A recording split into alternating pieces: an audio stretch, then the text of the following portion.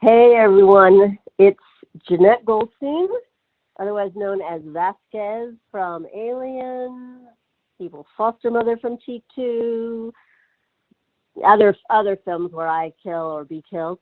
And I'm listening to Don't Go Out There podcast. I hope you are too.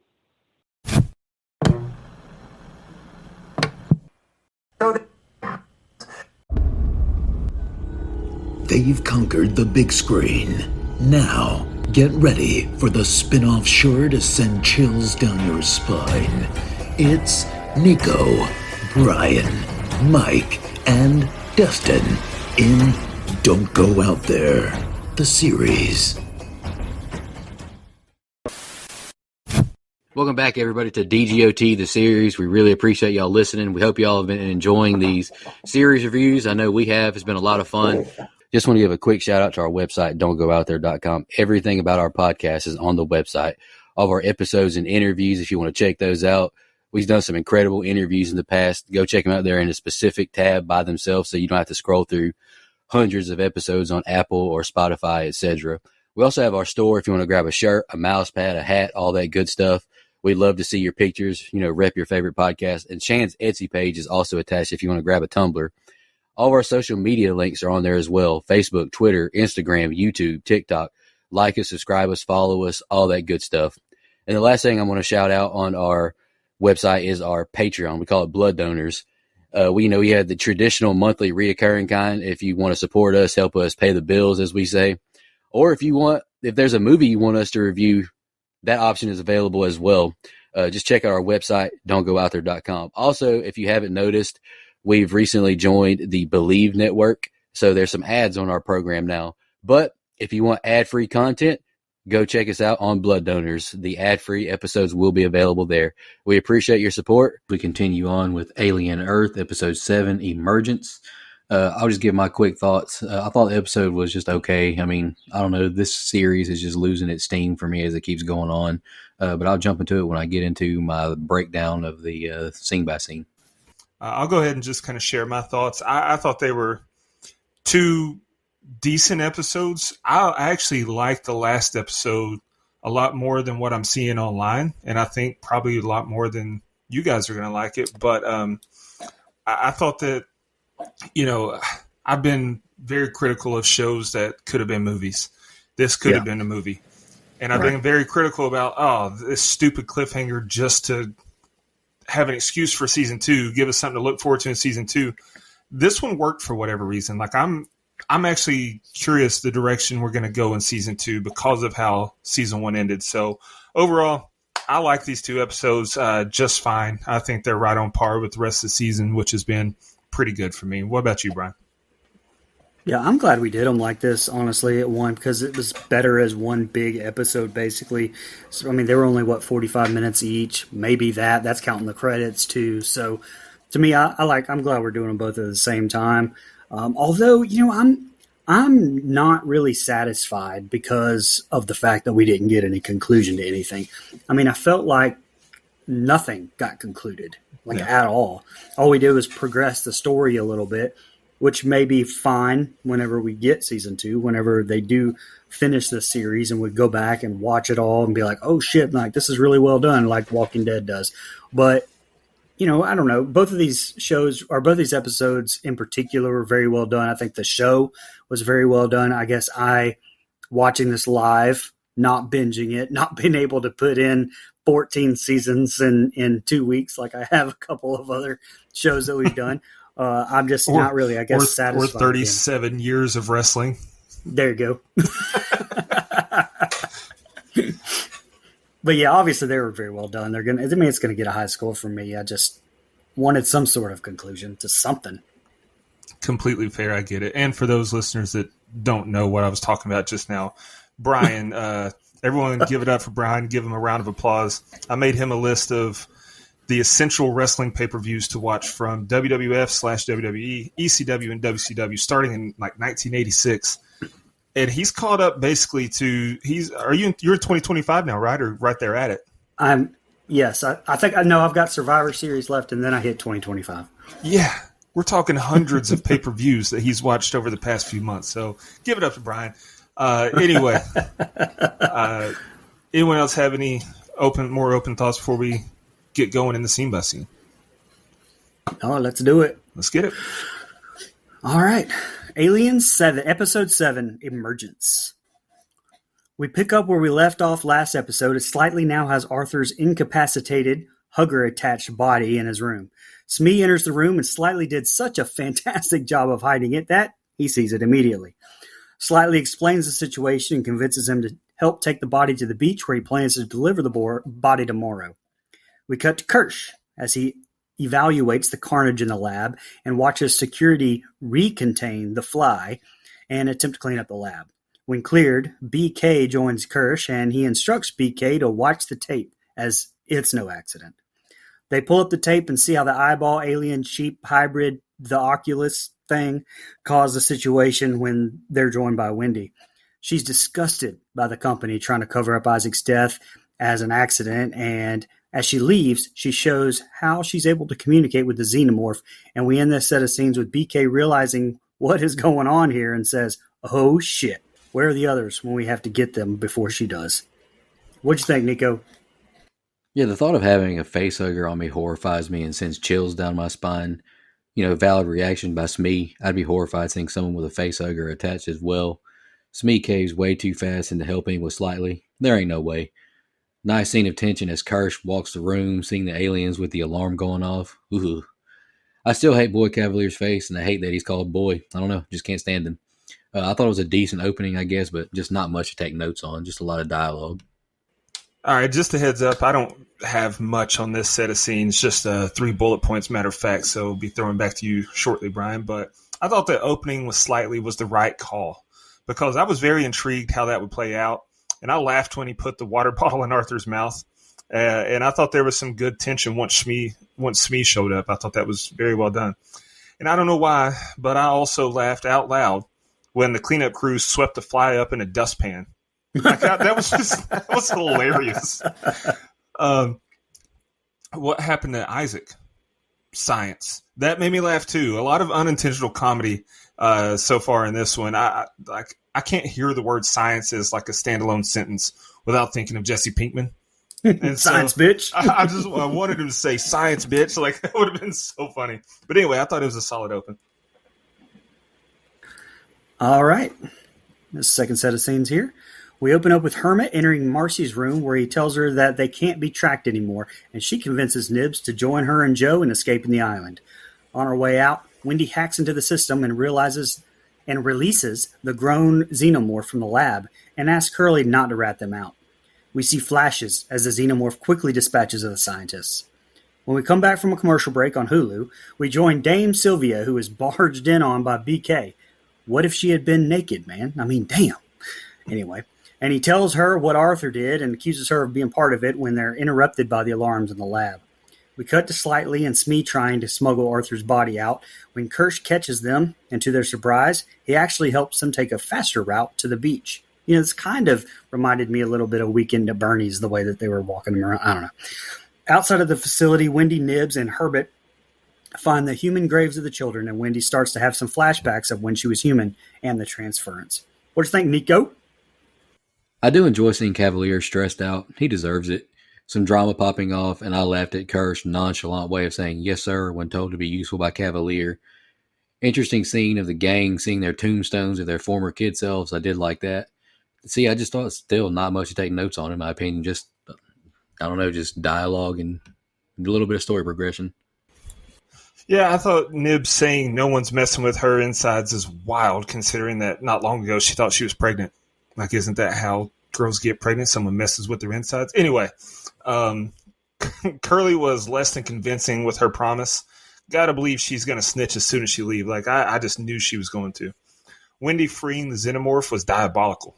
Sheesh. I mean, business is about to pick up. I like that. Something that annoys me in this episode is how convenient everyone's timing is when they just missed the guards. Wendy and Joe walked out of the room just after they walked by. And now we see Slightly and Smee enter with Arthur right as the guards passed. Like, come on. Once is okay, you can forgive it, but twice that close together, it's like, well, how lucky can these people be? But anyway, I'm still invested in the episode and how it will unfold, and we're moving. All right. The pinupulant set of scenes. We join the set of scenes on the outskirts of the island with Smee and Slightly and Arthur when he has now regained consciousness and the facehugger has fallen off and died. Arthur doesn't seem to have any memory of what's going on at first, and the duo tell him that they saved him from a gas leak as they continue towards the beach. Once there, though, he begins to remember the events and convinces them to return to get things clear. However, Arthur convulses, and his newborn xenomorph bursts from his chest and escapes into the forest. Back at the facility, Curly visits Notre Dame's sister, Dame Sylvia, and the two share a rather pointless mother-daughter moment, honestly. And then we cut back to Smee and Slightly floating Arthur's body down a river on a raft that I guess they just made real quick. I mean, surely there's not a raft like that laying around. I don't know. They run into Yutani raid team that approaches them with Moro leading. Learning the two failed in containing the creature, Moro orders his team to take them captive as they head into the facility. Back in BK's lounge, see what I did there? Bird King lounge. There you go. Yeah. Anyway, Adam Ines is trying to debrief BK, but he's only interested in the Oculus creature as he decides to put the creature into a host person to properly communicate with it, before finally declaring that he has the perfect candidate. And the next set of scenes is the ending of this episode. How far are these guys trying to take Arthur's body? Damn. Drop him behind a tree and move on. Arthur has no face hugger anymore. Wouldn't trust this at all. Boy, imagine reliving the moment over and over when a facehugger kept attaching itself and dropping his meat down your throat. Hell no. All three holding hands, walking back, all in it together. We love to see it. And the shit has officially hit the fan. Arthur tweaking and chest exploding. We hate to see this. Damn, Sylvia is so stressed from that kid in the Babadook. It's got her sleeping crazy in this recliner. Again, I ask, how far are they taking folk out in the water? I thought they just had to get them to the ocean. Now we're way out in the woods. Shout out Shane Walsh. Morrow appears. I saw on Instagram where Robert Englund gave him and his character the most praise of the show to his joy. Wanted to share that with our listeners, our audience. Very cool moment. I mean, I couldn't imagine, the Robert Englund praising my performance. That's awesome. Cavalier plotting again. Not good. I just don't like this guy. See, first off, Brian, I know that you said raft, but I heard raft, which made me think of Teenage Mutant Ninja Turtles. And this is how I imagine they found that raft. They walked up and they said, "Look, it's a raft." Yeah, a little too raft. Anyway. Man, that was ridiculous. That was perfect, too. Sorry, I can't help myself. Arthur disappearing was tense, and then the facehugger giving a jump scare followed by Arthur being normal. Like, that was wild. I like that scene. I like the flashbacks also that Arthur has while they're walking. They're brief, but they're very violent in the way they're edited. And it's very effective. Then the chest burster. Yeah, Slightly's family is done for. That's all I could think about. And seeing Curly cuddle up with Sylvia, she folded with no pressure. Wendy is in trouble. When Slightly and Smee are going through the water, I couldn't help but think of how awesome an Anaconda crossover would be here. It would have been hilarious. Instead, it's Morrow, and it gets tense very fast. Moving to Target 2 is an ominous statement. Who's next? Bill Goldberg. Seeing that sheep again, man, kill it with fire, BK. We'd be having lamb chops that night. But I'm ready for the end. The thing about Bill Goldberg. All right, here's the ending. We open up back in the outskirts where Wendy, Joe, and Nibs are caught at gunpoint when Wendy/Marcy uses her communication skills to order the xenomorph to kill all the soldiers. She pets it afterwards and then tells it to hang back in the woods as they continue their trek. Inside the compound, Morrow and his troop make their way inside but are intercepted like a James Blackman pass by Kirsch, who has already captured the newborn xenomorph. Morrow is put into custody while Slightly and Smee are taken to the back. Back outside, Wendy, Joe, and Nibs reach the boat but are intercepted by Neverland enforcement. And Joe's old... I wonder if Michael Jackson had Neverland enforcement. Let me just throw that out there. Anyway. Nibs grows frustrated and kills a soldier who throws her stuffed toy into the ocean, causing all hell to break loose and prompting Joe to incapacitate her with a stun gun. Wendy is pissed and yells at Joe, asking, "What did you do?" As we see the xenomorph watching on in the woods, and that's the end of episode 7. Yeah, last set of scenes, another beautiful shot of the island, and honestly, I'm kind of tired of seeing it. I know it's called Alien Earth, but I want this in space. This just feels Jurassic Park-ish, Predator-ish now. Just not a fan of that. Put me back in space, which completely contradicts the show, I know. Not a fan of the look of the xenomorph either, to be honest. Doesn't look right at all. I thought Willem Dafoe from Spider-Man was back doing the Green Goblin. And yes, I have seen that movie. Love that movie. Hate to see Morrow get got like this. I'm like Mike. He's one of my favorite characters of the show. I cringed at the Mr. Strawberry line, but damn, she's got grippers. Rip folks' jaw off in one swoop. Joe shooting Nibs was unexpected. Nice little cliffhanger, it seems, but overall, I thought this episode, like last week, was lackluster. And I'm just ready for this season to be done, honestly. Yeah, the Xenomorph dropping in and wrecking shop was awesome. This show's been kind of lacking on the Xenomorph action this season, so I was glad to see that. But I agree with the criticism of Wendy being the Caesar Milan of Xenomorphs. Like that I don't know. I don't think I like that. It's kind of dumb, but I'll forgive it. It's fine. Good power move from Kirsch in the showdown with Morrow, and then him telling Slightly and Smee that they're grounded. That was funny to me. Another thing that made me laugh. Like, these are adult bodies, and they're not human at all, but you're grounded. That's funny. Nibs may be a kid, but she's definitely a woman. You see how she overreacted? Guy throws your stuffed animal in the water so you rip his throat out? Dang, woman. That's about right. Joe shooting Nibs was wild, too, because Wendy got intense when she stared at him and yelled.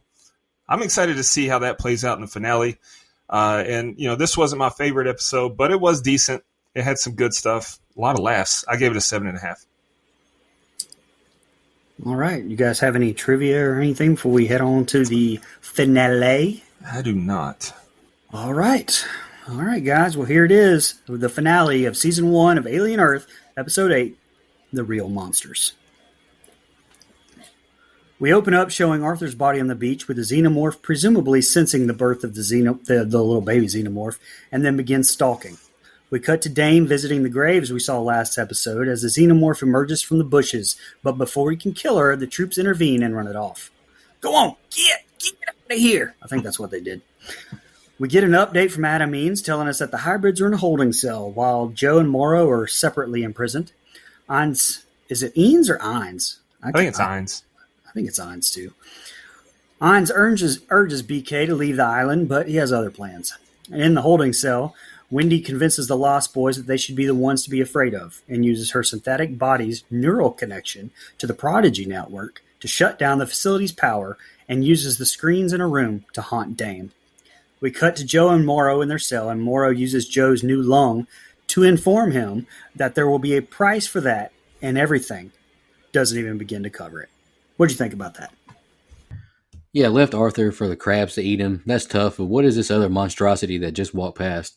As we walk through the jungle and hear these alien noises, it reminds me a lot of Predator, which honestly takes me out of an alien mood. Like, I want to be out in outer space, which, like I said last episode, contradicts it being called Alien Earth, I know, but I'm stubborn.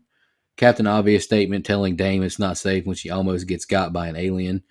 All these years in the future, and we still have short staff issues. Cool, looking forward to that.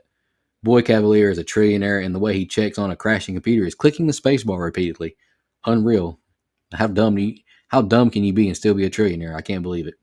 When I saw Morrow's face, all I could hear was Chris Tucker. Damn, you got knocked the fuck out from Friday. Love it. Nothing spectacular in this set of scenes, honestly, but, more of the same, I guess.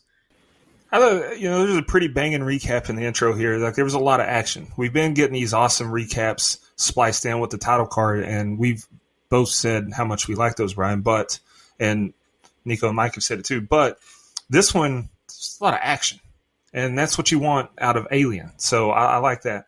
Opening with Arthur's corpse was a good call, as was the xenomorph lurking over him, but that crab made me laugh, I'm not going to lie. The crab on his chest was just funny. I love the xenomorph looming ominously in the wilderness, great tension builder. And I love hearing Adam talk about the dire situation and seeing that chump BK wandering the halls powerless and stressed. I like the interaction with all the kids in the cell as well. It's really good stuff. They all do such a good job at being kids. Smee cracked me up, asking if she snitched on them too, when she didn't even know what they did. And then saying, when she said, what did ghosts do?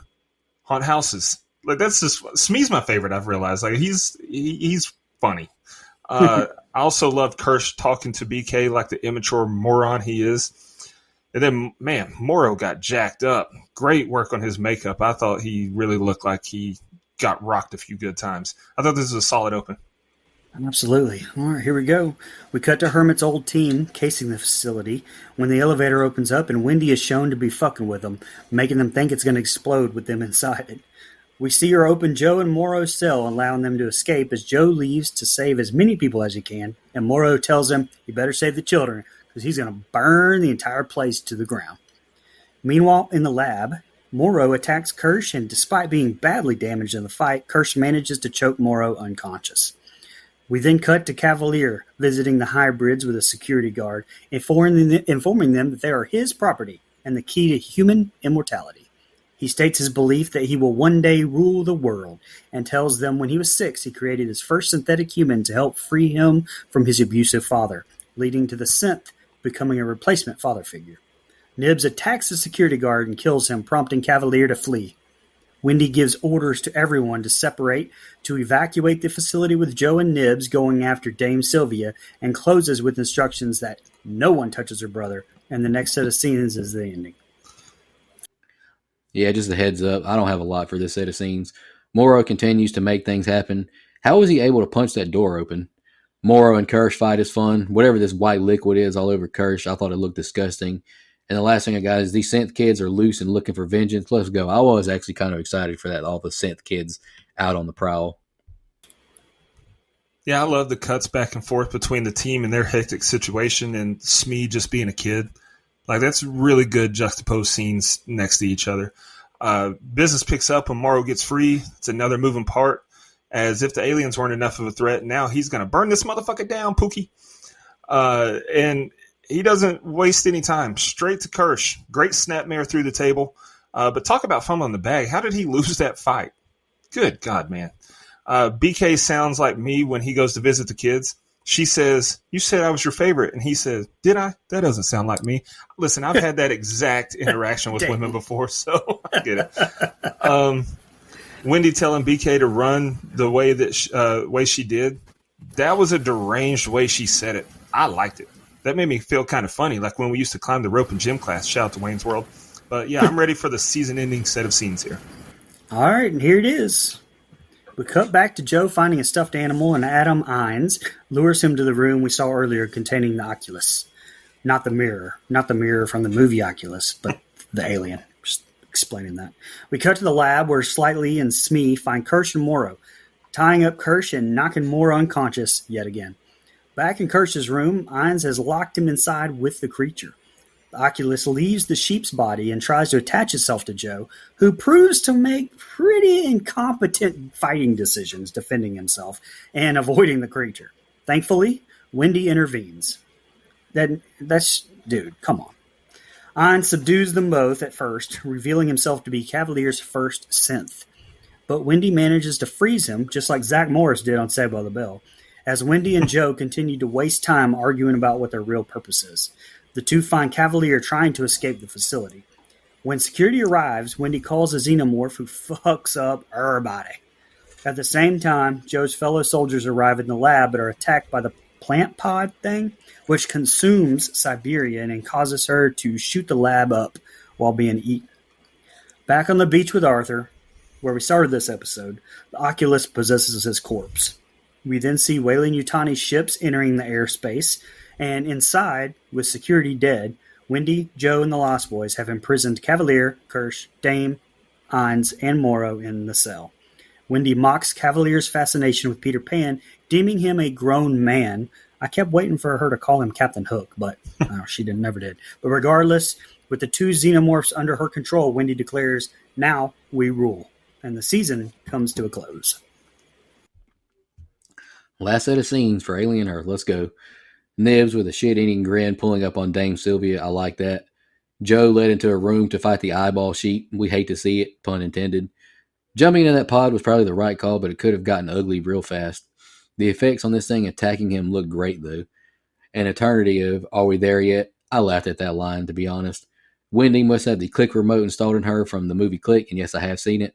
How did Adam Enos just pause like that? I just don't know how that happened. Highly satisfied when Joe kicked Cavalier in the face. Love that. Can't stand Cavalier. Disgusting when this eyeball critter burrows into Arthur Sylvia. The effects look great, though. I thought that was very good. The ending did nothing for me, as Brian kind of spoiled and others I've seen talk about it. It's just a setup for season 2, and honestly, I didn't love season 1 enough to watch it, so I don't plan on watching it unless somebody picks it to review down the road. Yeah, I love the sound design when we cut to Sylvia's house. Like we hear the rain and the wind, the storm, or whatever, sure. But the faint sounds of the screams after we saw the xenomorph, like that was brilliant. I love that. Kirsch having splooge all over his face and then getting hogtied, that's a wild optic. Moving on. Feeding Joe to the devil sheep is a bold choice. Wendy the alien whisperer will not take kindly to that. When Wendy freezing Adam was crazy because why didn't she do that before she got ragdolled across the table? Like why didn't she even try it? But I will say the pause button's fine, but I'd be careful with the fast forward button. I've seen click recently, and it didn't. It's scary when you fast forward through things. Anyway, Joe saying the aliens are predators. Actually, bud, predators are something completely different. Haven't you seen Alien versus Predator? Get a clue. He did produce my favorite scene in the series, though. Kicking BK in the face. Beautiful. I've been wanting that since episode 1. The way it was shot, showing us Kirsch, BK, and Sylvia and Adam in the cell, that was great cinematography. Like the camera's rotating while we see them sitting from right to left and descending levels. I thought that was great stuff. Really good shot. And then now we rule. That's a great line to finish on. Sets us up for a lot of intrigue for season 2. I like this episode quite a lot. It did have its issues, but I gave it an 8. I got a couple trivias here on episode 8. Do you have any, or Nico, do you have any before we head on? This was just kind of an homage. Rashidi, one of the Prodigy security soldiers, tells the others to stay frosty when they enter the containment lab. In Aliens, I think that was a callback to Hicks telling the other Colonel Marines and Colonial Marines and Ripley, we're all strung out shape, but stay frosty and alert. That may be a stretch. I don't know. When Boy Cavalier tells Kirsch he has a brain the size of a planet, he's referencing the Douglas Adam book, The Hitchhiker's Guide to the Galaxy. And in that book, Marvin the android also refers to himself as having a brain the size of a planet. All right. Well, I don't think we had any social media or anything. Do you want to just jump into our ratings and everything? Let's do it. All right, I'll go ahead and kick us off. My final thoughts on the season and then my score. I think it's a solid show. It took some chances. It showed us things that we hadn't seen from the Alien movies.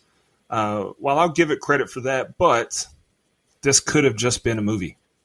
I'm definitely going to watch season 2. I will say I hope David Franco is the cinematographer for the entire season 2 and beyond, because his episodes stood out a lot more with his just the shots that he was able to capture and how he got them. Some really good stuff there. Overall, I don't hate it at all. My average, I've given a score for every episode, so my average came out for season 1 to a 7.85.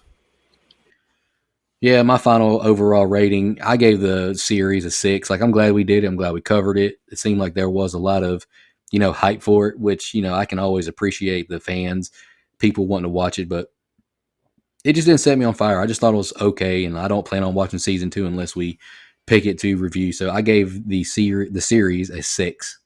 Don't hate me. Okay. All right, I'll wrap us up here. It did live up to what I'd hoped to get from another installment in the Alien franchise by these new franchise runners. I talked about that in, I believe, episode 1, about how happy I am with who's in charge now, and his name is not named Ridley Scott. My only complaint really is that we didn't get any sort of real conclusion by the end of this season, but I'm sure that'll be resolved once we get through the whole story here. This one was hard for me to kind of rate, but I ended up giving the season as a whole an 8.5. All right. So that gives us a composite score for season 1 of a 7.4583333. Yeah, IMDb has it at a 7.2, which is kind of IMDb. I've noticed it's kind of funny on the shows, the series, because like there's only one episode or one season of this. So when you click on the page, it shows you the IMDb score for the whole series. There's only one season. It said 7.2, but then each episode has their own score. I added those all up and divided them by 8, and it was like 7.3 or something like that. It was a little higher. Huh. So, that's weird. Because you can rate them individually or as a whole. And IMDb doesn't have it in their algorithm to tie the two together and do a composite average. It just like you can do one or the other. Anyway, Neither here nor there. Serialized, which is like Letterboxd, but for TV shows, has it at a 3.54 out of 5. And Rotten Tomatoes, 94% of critics gave it favorable scores. I think, Okay. I mean, we all agree with that. We all gave it favorable scores ourselves. So 100% from us. Absolutely. All right. Well, appreciate y'all tuning in to Alien Earth Season 1. Hopefully you've enjoyed it. So for our next show, we're going to take a couple weeks off so that it lines up properly. Our next show that we're going to be tackling is similar to this one. It's one that we're going to review in real time as the episodes release. We're going to be taking on Welcome to Derry, based on, of course, It and the town of Derry, Maine. So we're all excited for that. Be on the lookout for, we'll post on social media about it so you can put your questions or comments in there. I want to give a shout out to our blood donors. We couldn't do this without you. Again, I'm not Nico. I don't have the master list. I guess I need to get that from him. But you know who you are, and we couldn't do the show without you, and we are eternally grateful. And yeah, stay tuned for Welcome to Derry in a couple weeks. We'll see you then. Thank you so much, everybody. I'll see you next week. And in the meantime, take care of yourself. Just want to remind everybody